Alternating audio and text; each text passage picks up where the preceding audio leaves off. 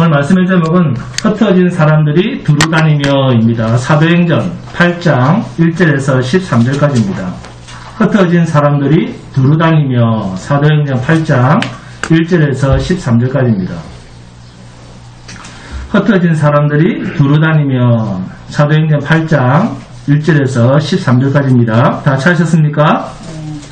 자, 그러면 함께 봉독하도록 하겠습니다. 시작. 사울은 그가 죽임당함을 마땅히 여기더라. 그날에 예루살렘에 있는 교회에 큰 박해가 있어 사도 외에는 다 유대와 사마리아 모든 땅으로 흩어지니라. 경건한 사람들이 스데반을 장사하고 위하여 크게 울더라. 사울이 교회를 전멸할새 각 집에 들어가 남녀를 끌어다가 옥에 넘기니라. 그 흩어진 사람들이 두루다니며 복음의 말씀을 전할새 빌립이 사마리아 성에 내려가 그리스도를 백성에게 전파하니 우리가 빌립의 말도 듣고 행하는 표적도 보고 한 마음으로 그가 하는 말을 따르더라. 많은 사람에게 붙었던 더러운 귀신들이 크게 소리를 지르며 나가고 또 많은 중풍병자와 못 걷는 사람이 나오니 그 성에 큰 기쁨이 있더라. 그 성에 시몬이라 하는 사람이 전부터 있어 나스를 행하여 사마리아 백성을 놀라게 하며 자칭 큰 자라 하니 낮은 사람부터 높은 사람까지 다 따르며 이르되 이 사람은 크다 일컫는 하나님의 능력이라 하더라. 오랫동안 그 말씀에 놀랐으므로 그들이 따르더니 빌립이 하나님 나라와 및 예수 그리스도의 이름에 관하여 전도함을 그들이 믿고 남녀가 다 세례를 받으니 시몬도 믿고 세례를 받은 후에 전심으로 빌립을 따라다니며 그 나타나는 표적과 큰 능력을 보고 놀라니라. 아멘. 스데반 순교 사건의 총지휘자는 사울입니다. 그는 스데반의 순교로 촉발된 이스라엘 예루살렘 일대의 기독교인 박멸운동의 지도자였습니다. 그들이 스데반을 돌로 쳐 죽이기까지 무자비한 박해를 시작한 것은 신명기 13장, 17장, 18장을 근거로 한 이단 잡설 박멸 지침에 따른 행동이었습니다. 자, 그중 신명기 18장 9절에서 14절까지만 함께 봉독합니다. 자, 신명기 18장 9절에서 14절까지입니다.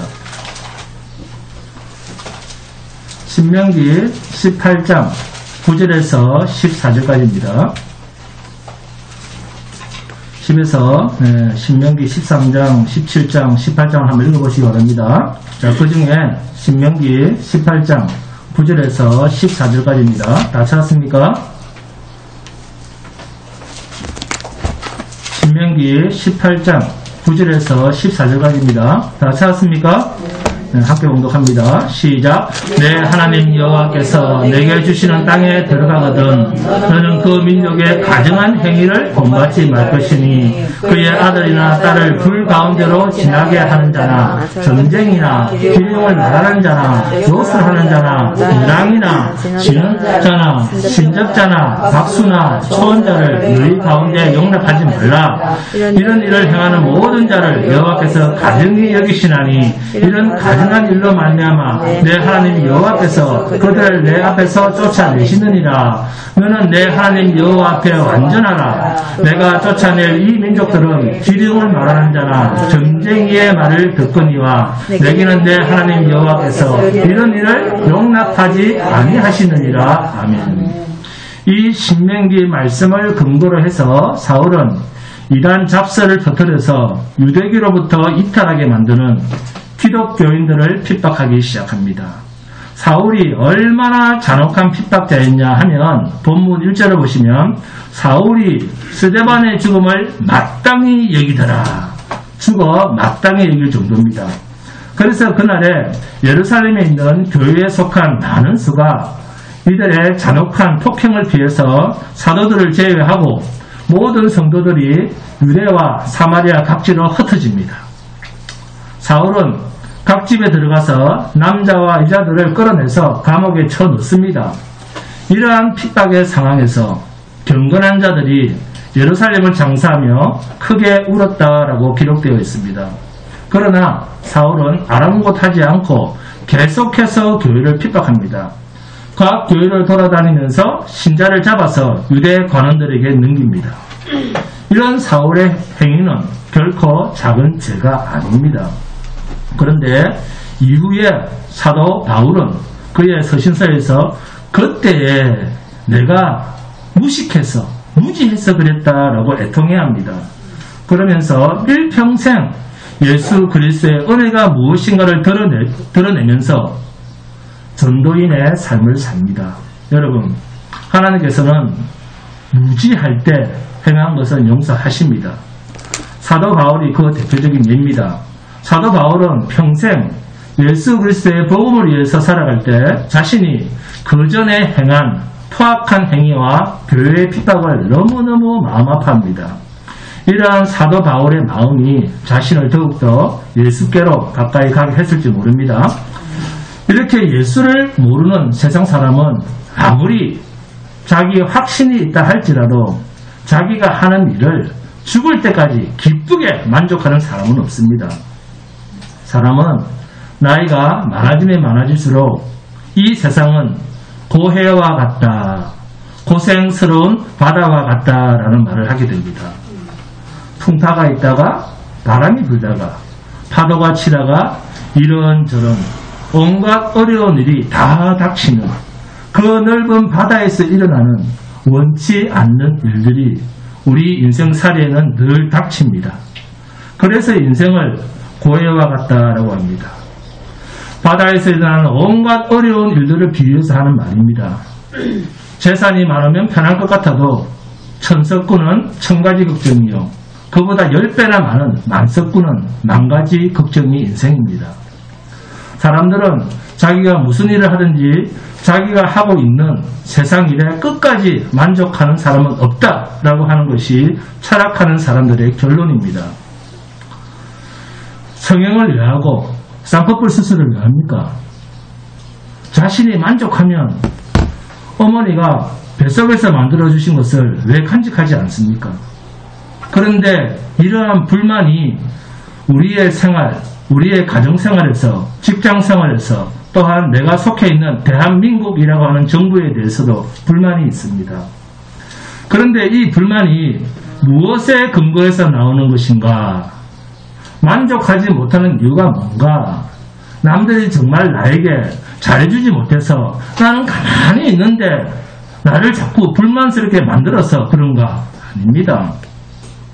불만은 자기 자신을 과대평가하는 데서부터 출발을 합니다. 자기의 가능성을 크게 봤기 때문에, 자신을 과대평가했기 때문에, 자신을 대단한 존재로 여기기 때문에 내가 이거 할 수 있는데, 나는 이것을 가질 수 있는 사람인데 라고 생각하기 때문에 갖지 못한 것에 대한 불만이 생기는 겁니다. 좋게 표현하면 이상이 커서, 꿈이 커서 그런 겁니다. 자기의 이상이 높으니까 만족하지 못하는 겁니다. 그러나 나는 이 꼬라지 밖에는 안 돼 라고 생각하는 사람은 불만이 없습니다. 그런데 문제는 예수 믿는 사람, 신자가 과연 이럴 수 있는가 하는 겁니다. 자신을 과대평가하고 자기의 이상을 끝없이 높이고 꿈을 가져라 이런 소리에 아멘 할 수 있는가 하는 겁니다. 여러분, 예수를 믿는다, 하나님을 믿는다라고 하는 신자의 인생은 세상 사람들이 가지고 있는 그러한 과대평가, 뭔가 할 수 있다, 큰 이상을 가지고 있다, 큰 꿈을 가지고 있다, 큰 목표를 가지고 있다라고 하는 사람과는 반대되는 인생입니다. 자기 자신이 어떤 존재인가를 하나님 앞에서, 십자가 예수 앞에서 제대로 알고 사는 존재가 성도입니다. 그리스도 예수 십자가 앞에서 우리는 뭡니까? 죽을 죄인입니다. 아멘? 죽어야 할 죄인이 뭐가 그렇게 대단한 존재라고 불만이 있습니까? 죽어야 할 중한 죄인이 무슨 불만이 있습니까? 죽여주십시오. 그래야죠. 죽을 죄 지은 사람이 갈 때는 교도소밖에 없지 않습니까? 그러면 형장에 이슬러 사라져야죠. 불만 있을 게 뭐가 있습니까? 십자가에서 내 죄 때문에 죽은 예수님 앞에서 무슨 할 말이 그렇게 많습니까? 십자가를 보면 내가 예수를 죽였는데, 내가 죽어야 할 자리였는데 라고 밖에는 고백할 수 없는 존재가 신자 아닙니까? 이렇게 자신이 죽어야 할 자인 것을 알고 내 대신 죽으신 주님의 십자가 앞에 서 있는 자라고 하면 어떻게 자신에 대해서 불평이나 불만이 있을 수 있습니까? 살아있는 것만 해도 감지덕지죠. 죽어야 되는데 내가 안 죽고 지금 살아있다. 하나님의 은혜 아닙니까? 그래서 여러분은 하나님의 특별하신 사랑을 받고 있는 존재입니다. 남들과 비교할 때는 내가 뭔가 못한 것 같은데, 그런데 죽어야 할 자가 살아있고, 살아있는 것뿐만이 아니라 먹고 있고 자고 있고 뭔가 가지고 있다는 것은 많이 가져 있던 적게 가지고 있던 그것은 하나님께서 크게 나를 붙들고 계신다는 증거입니다. 그래서 바울은 자신이 감옥에 갇혀 있으면서도 뭐라고 합니까? 범사에 감사하라. 왜요? 하나님께서 나를 이런 환경, 이런 형편에 두셨다라고 생각했기 때문에 그런 말을 하는 겁니다. 아멘? 성도는 자신이 선택하거나 자신의 지식이나 지혜나 경험에 의해서 살아가는 그런 존재가 아닙니다. 하나님에 의해서 꼭 붙들려 살아가고 있는 존재가 성도입니다. 나를 붙들고 계시는 하나님의 선택과 그분의 의지와 그분의 목표와 그분의 결정에 의해서만 움직여지는 존재가 성도입니다. 그분이 누굽니까? 예수 그리스도입니다. 본문 5절과 6절에 이렇게 하나님 손에 붙잡힌 빌립이라고 하는 사람이 등장을 합니다. 5절 봅니다. 빌립이 사마리아 성에 내려가 그리스도를 백성에게 전파하니 무리가 빌립의 말도 듣고 행하는 표적도 보고 한 마음으로 그가 하는 말을 따르더라. 아멘. 여러분, 이 빌립이 어떻게 살아갑니까? 단순히 생각하면 빌립은 복음 전하는 사람이네 그렇게만 보이는데 그렇지 않습니다. 예루살렘 교회에 큰 박해가 일어났습니다. 여기에 빌립도 피해서 도망을 갔습니다. 자기 고향을 등지고 멀리 다른 동네로 피난을 갔습니다. 그러면 도망을 갔으면 피해서 숨어 있어야 됩니까? 아니면 자기 동네보다 더 많이 떠들고 돌아다녀야 됩니까? 그런데 숨어 지내지 않고 도망간 빌립이 어떻게 합니까? 돌아다니면서 예수를 증거하고 복음을 전하고 있습니다. 이렇게 여러분, 예수 믿는 사람은 자기 멋대로 살고 싶다고 해서 그렇게 사라지고 피하고 싶다고 해서 피해지고 숨어 지내고 싶다고 해서 숨어지는 존재가 아닙니다. 우리를 붙들고 있는 예수님의 뜻에 따라서 움직여질 수밖에 없습니다. 스데반이 예수를 증거하다가 유대인에게 죽임을 당한 그 일로 인해서 청년 사울이 주도하는 대대적인 교회 박해가 시작이 되었습니다. 그래서 할 수 없이 사도들만 두고 예루살렘에 있던 예수를 믿는다고 하는 모든 사람들이 흩어지게 됩니다.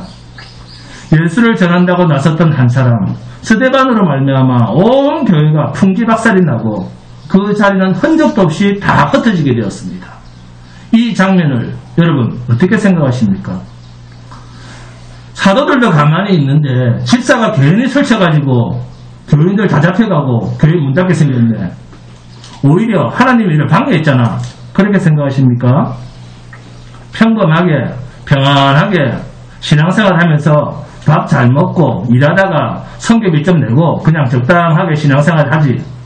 저게 무슨 꼴이야? 보통 사람들이 이렇게 많이 생각합니다. 그런데 주님은 이 스데반의 사건을 가지고 이런 우리의 어리석은 생각을 철저하게 고발하고 있습니다. 여러분, 예수님과 같은 십자가의 길을 걸어가는 이 스데반을 죽인 자들이 다름 아닌 예수를 죽였던 그 자들입니다. 그러니까 예수님뿐만이 아니라 예수님을 따르던 사람들에 대해서도 철저하게 예수를 죽였던 동일한 방법으로 핍박을 하고 있는 것입니다. 그런데 이들은 지금 하나님을 섬긴다고 하는 유대인들입니다. 인간이란 사실 이렇게도 흉측한 존재입니다. 빌립은 사도행전 6장에서부터 이미 히브리파 유대인들과 헬라파 과부들의 갈등 때문에 그 문제를 해결하려고 뽑혀진 7사람 중 한 사람입니다. 어쩌면 빌립이라고 하는 사람도 예루살렘에 가만히 머물고 싶었을지도 모릅니다.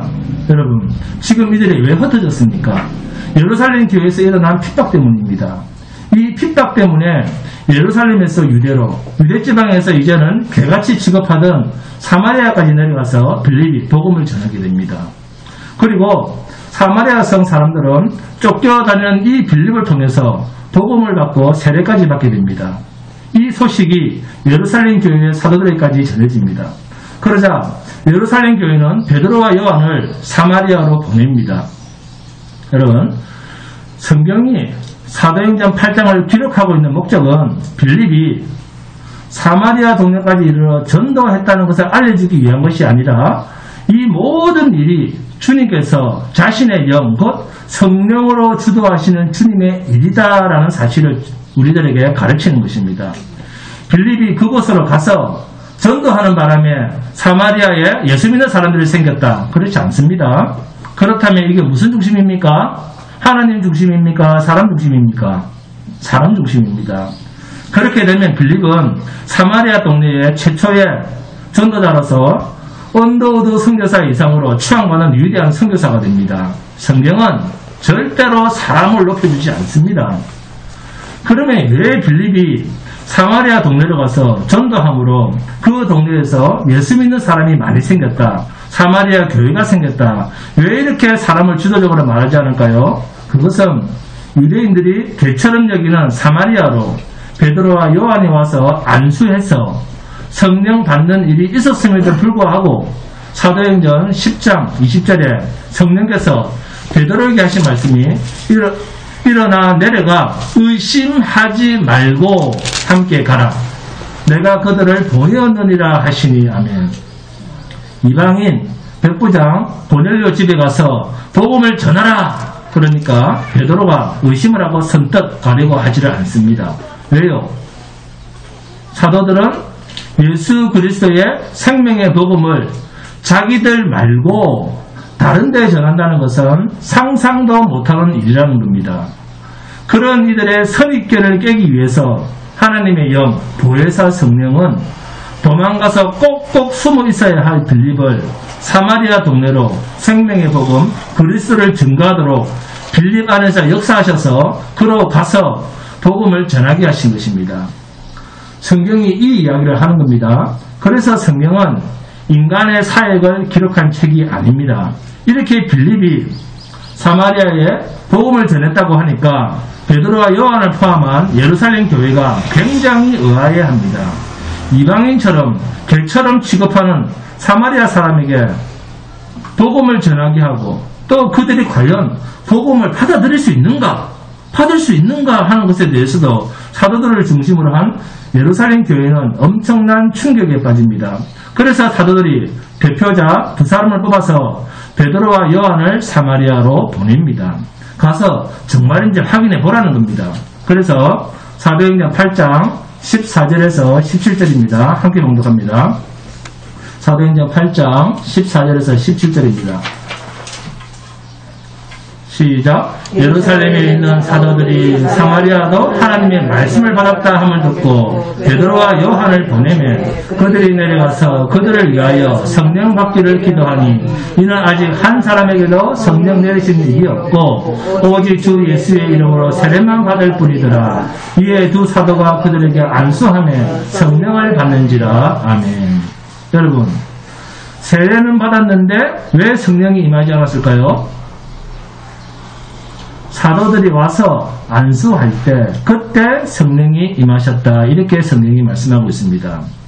이렇게 하나님의 주권적 역사는 이상하게 여기고 의심하고 야, 그럴 수 있는가? 이방인인데 라고 의구심을 가지고 있는 사도들이 그들이 개같이 여기고 있는 사마리아에도 생명의 복음이 전해진다는 것을 쌩쌩하게 그들이 인정하지 않을 수 없도록 사도들에게 확인시켜주고 있는 것입니다.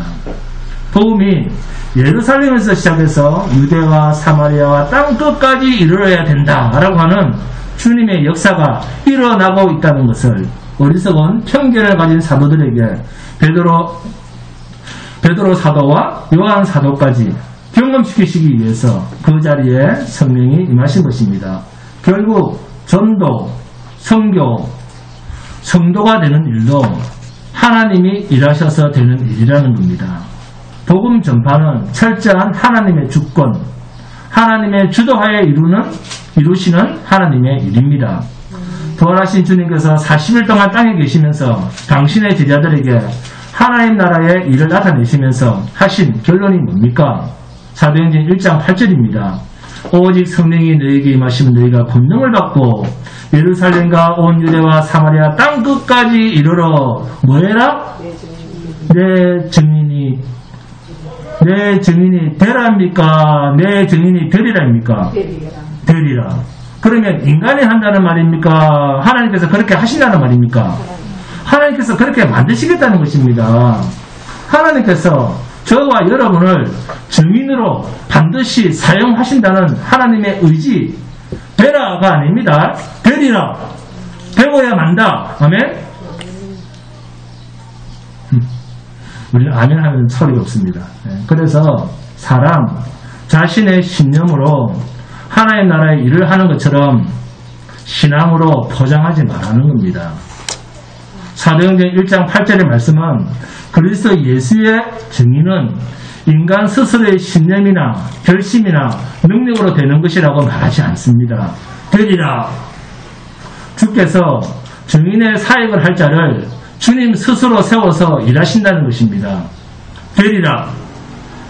내가 한다. 그게 아니라 하나님께서 반드시 세워서 일하신다. 아멘?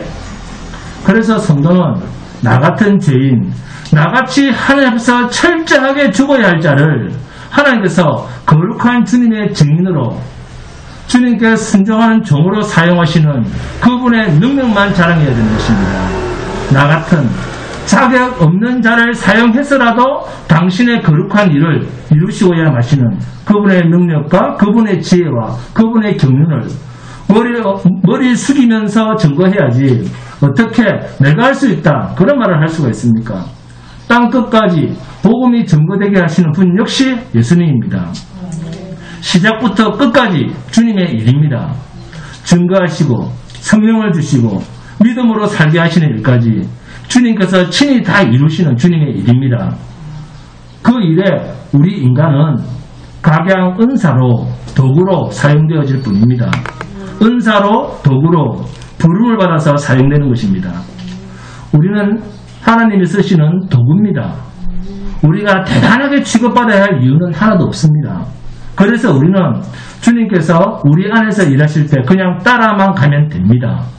그렇다면 불만이 있겠습니까? 없겠습니까? 없습니다. 왜요? 불만이란 자기 멋대로 하고 싶은 것 아닙니까?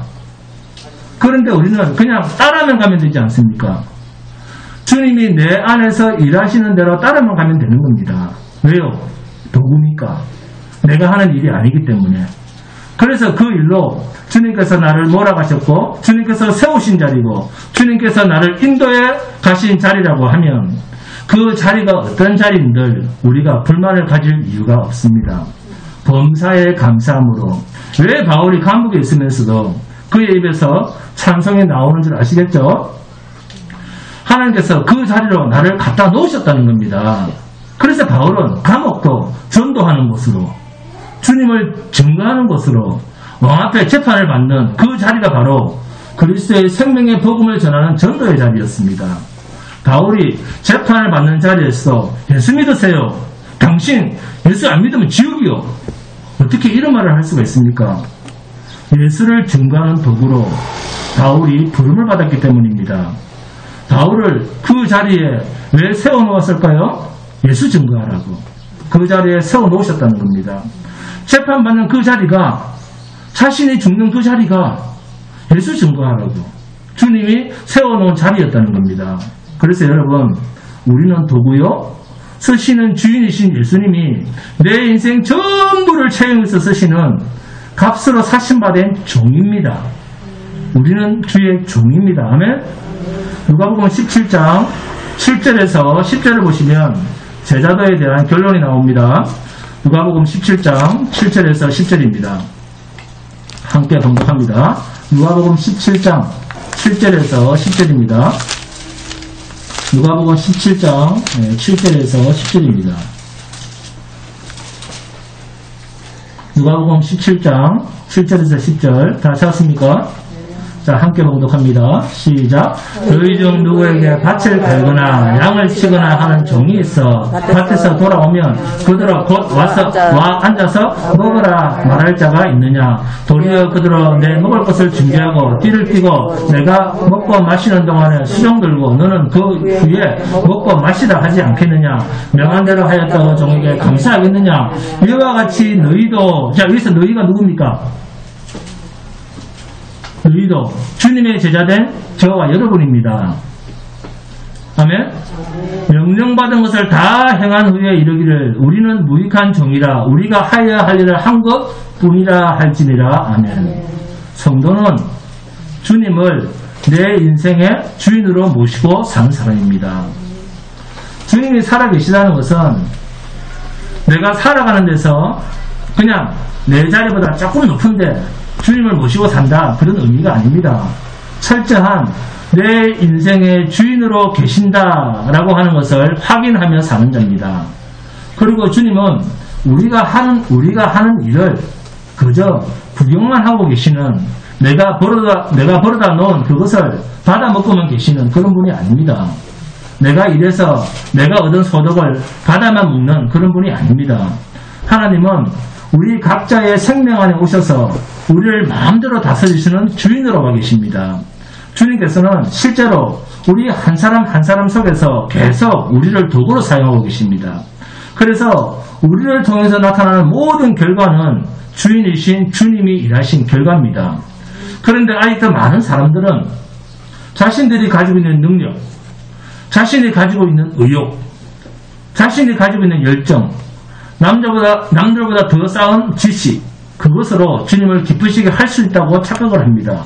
그러나 주님은 자신의 생명의 복음을 그 어떤 인간에게 일임시키신 적이 없습니다.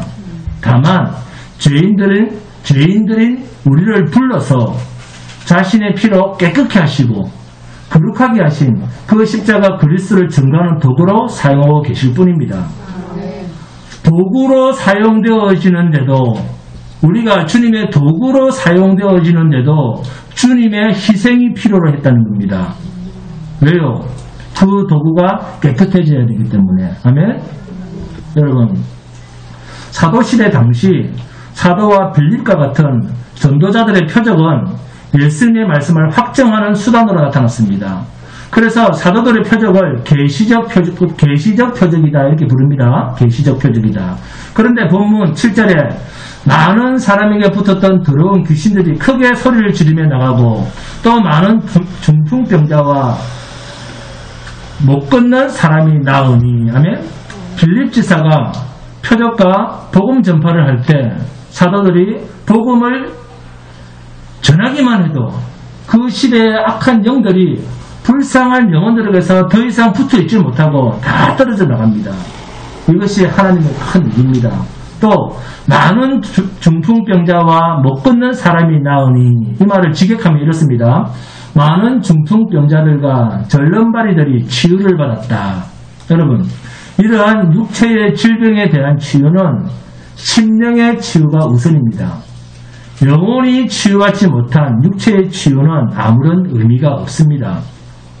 많은 중풍병자와 안전병이가 치유받은 사건은 이러한 의미를 담고 있습니다. 중풍병자는 그 신체 안에 피가 잘 돌지 못해서 일어나는 병입니다. 이것은 우리 인체 안에 피의 흐름이 얼마나 중요한 것인가를 가르쳐줍니다.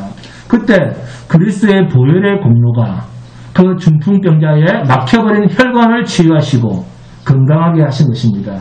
그리스도의 보혈의 능력은 막힌 담을 흐시고 하나님과의 모든 관계를 소통시키는데 가장 먼저 아버지 하나님과 화목하게 하십니다.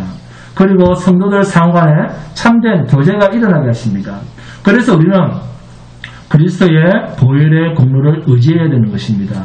또 안전병에 대한 치유는 골격의 뒤틀림과 하체 근육의 마비를 고친 것입니다. 이것은 인체가 움직이지 못하고 그대로 멈춘 상태입니다. 그래서 활동이 없습니다. 그런데 그리스도의 보혈의 능력은 인간성 안에 뒤틀려버린 마음의 골격을 회복시켜줍니다. 부러진 골격을 원래 상태로 돌이키시고 마비된 하체의 근육을 회복시키십니다. 이때 안전뱅이가 상징하는 것은 마음의 무너짐입니다. 인간은 마음이 무너지면 모든 것이 무너집니다.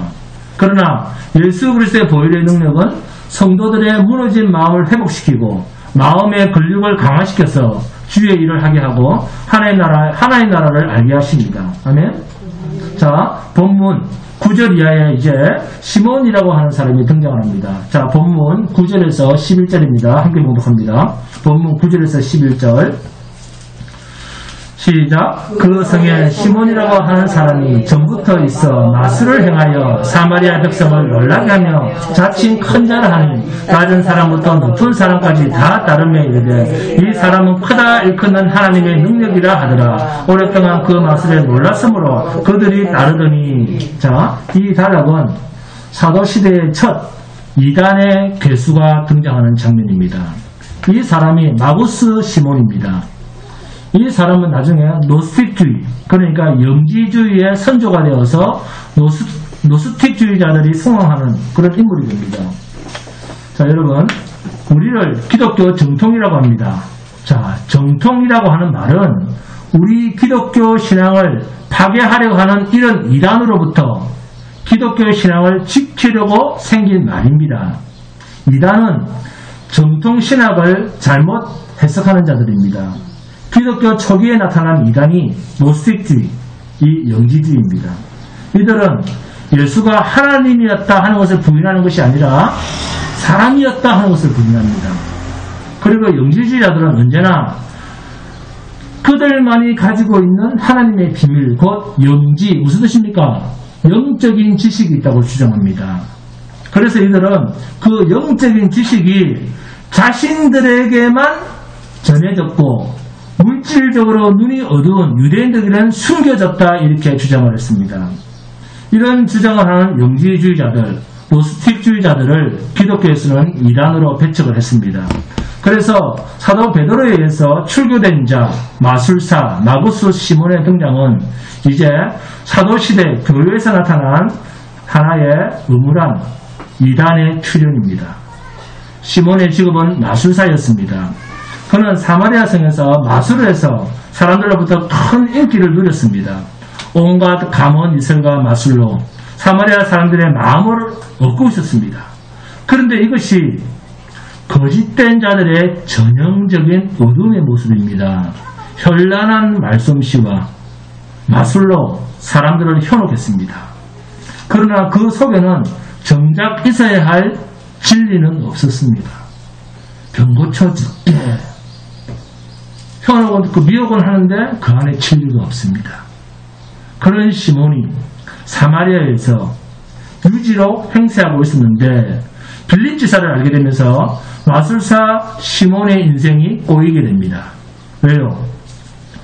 빌립 집사의 표적은 시몬이 가지고 있는 그 마술과는 비교도 할 수가 없는 거룩하고 아름다웠기 때문이었습니다. 마술사 시몬이 사람들한테 눈요깃거리를 제공했다면 빌립 지사는 하나님 나라의 도리를 보여줬습니다. 빌립의 표적은 하나님 나라의 예표였습니다. 빌립이 전하는 복음은 하나님 나라와 하나가 되어서 사마리아 사람들에게 피할 수 없는 강렬한 인상을 남겼습니다. 무엇보다도 빌립이 하는 일은 거룩하고도 아름다웠습니다. 그래서 많은 사마리아 사람들이 빌립에 의해서 복음도 듣고 세례도 받았습니다. 그때부터 사마리아는 전혀 새로운 거룩한 하늘의 질서로 사마리아가 변화되기 시작을 했습니다.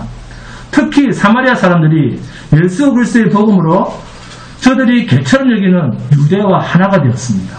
그때부터 사마리아는 천박한 그 마술에서 이제는 그 마술에 빠지지 않고 복음으로 거룩하게 되었습니다. 이것이 사마리아 사람들이 받은 하나님의 은혜였습니다. 빌립의 전도는 이렇게 그 시대와 지역을 확 바꿔버렸습니다. 그래서 본문 13절에 시몬도 믿고 세례를 받은 후에 전심으로 빌립을 따라다니며 그 나타나는 표적과 큰 능력을 보고 놀라니라. 거짓된 자들은 항상 자기보다 강한 것이 나타나면 거기에 약합니다. 거짓된 자들은 항상 자기보다 강한 것에 약합니다. 비굴합니다.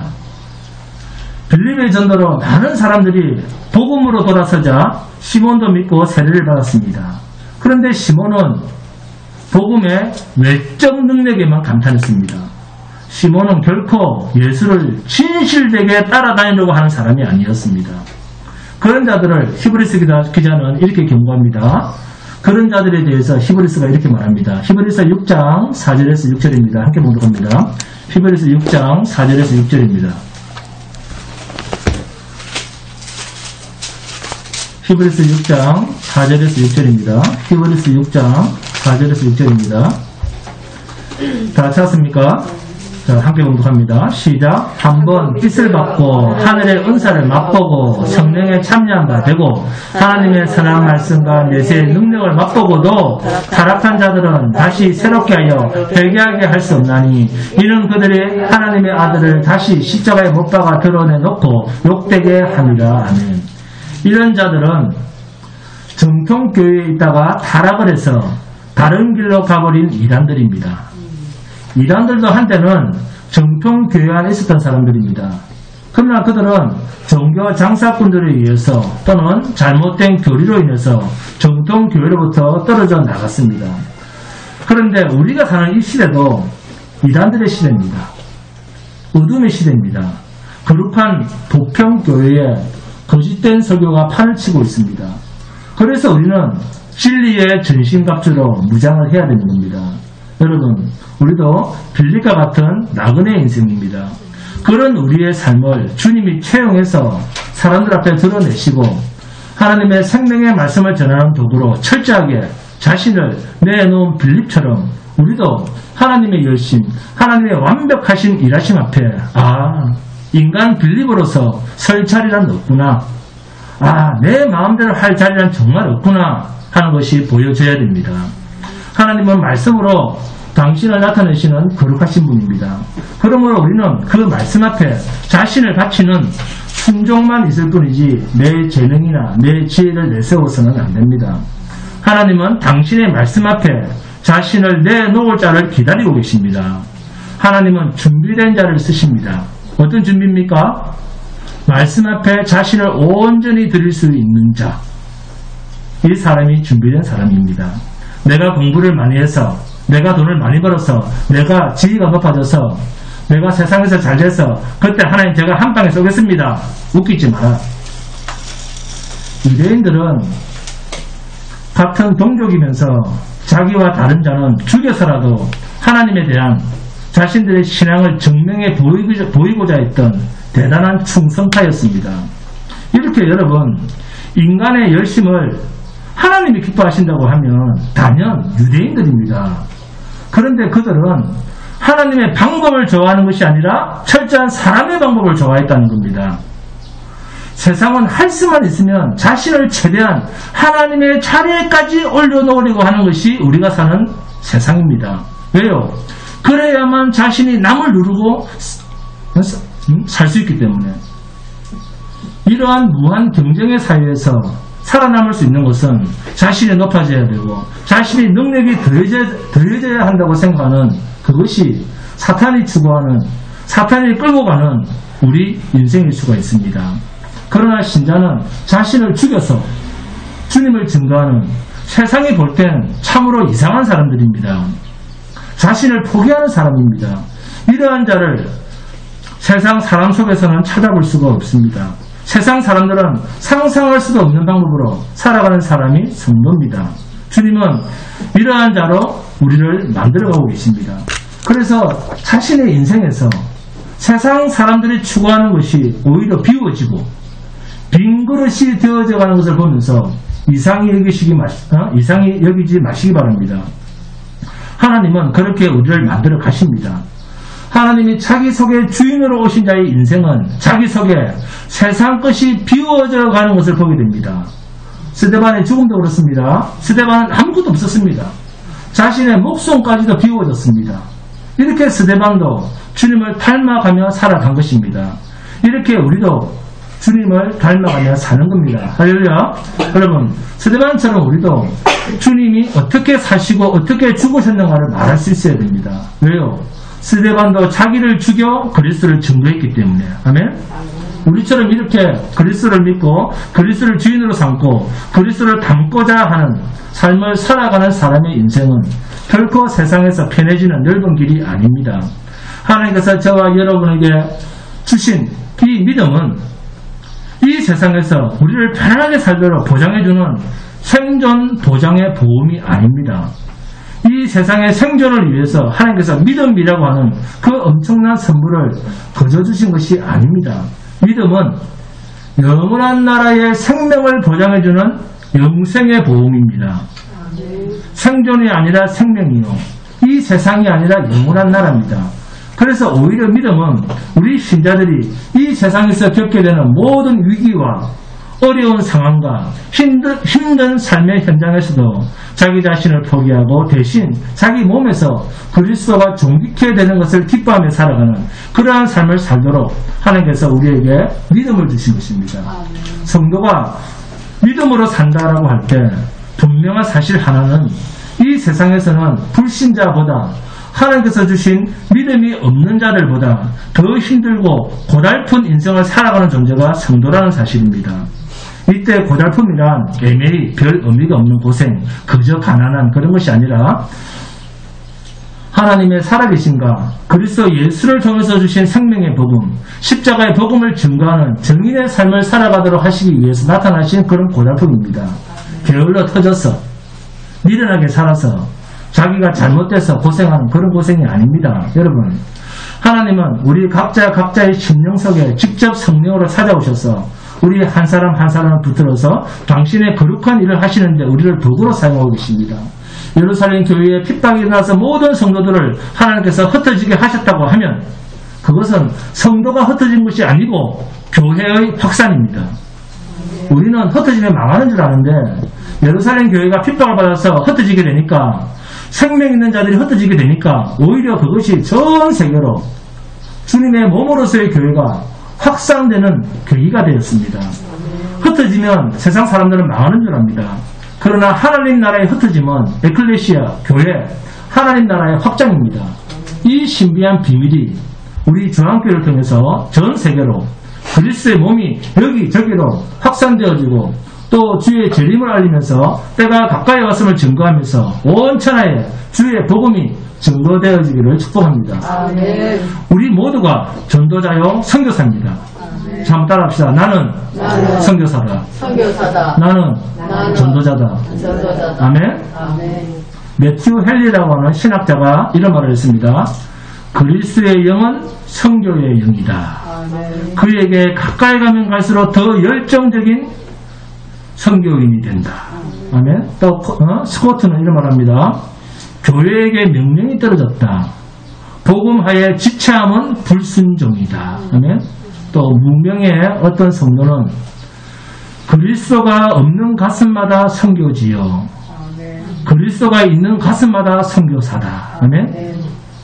예루살렘으로부터 시작된 이 복음의 역사가 이제는 서울 은평구 대저동 중앙교회를 통해서 저 동포의 땅 북녘 땅과 우리의 이웃인 일본을 비롯해서 아시아, 유럽, 전 세계로 주의 진리의 복음이 확장되어지기를 주님 다시 오시는 그날까지 생명의 복음의 역사가 전해지는 그러한 거루토기로서 중앙교회가 주님 앞에 쓰임받을 수 있기를 우리의 이러한 선교적 소원이 변하지 않도록 주께서 지켜주시고 이루어 주시옵소서라고 매일같이 여러분 기도하시고 행동하시는 복된 성도가 되시기를 주님의 이름으로 축원드립니다. 감사합니다. 찬송